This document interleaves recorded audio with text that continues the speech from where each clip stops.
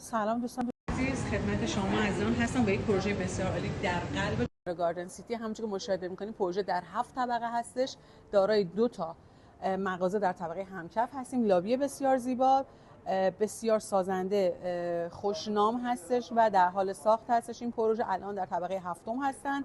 دوستان این قسمت که مشاهده میکنید توی کورنر که میبینید فقط واحدهای 2 خوابه هستش. الان توی این پروژه ما واحدهای استودیو فلت و 1 خوابه داریم. کاملا این ساختمون هوشمند هستش واحدهاش و در طبقه روف همونجور که مشاهده میکنید استخر روباز بسیار زیبایی تعبیه شده و طراحی شده که شما وقتی که اینجا شنا میکنید ویو برج خلیفه رو دارید و میتونید از این منظره لذت ببرید. این پروژه بسیار عالی هستش، فول امکانات.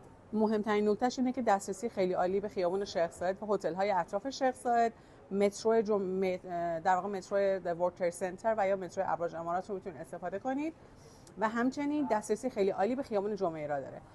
این فرصت رو از دست ندید چون بسیار تعداد واحدهامون کم هستش و شرایط پرداخت بسیار عالی. شرایط پرداخت این پروژه دوستان 20% در زمان عقد قرارداد هستش که بین 30 تا 40 روز میتونید پرداخت کنید و 80% زمان تحویل هستش.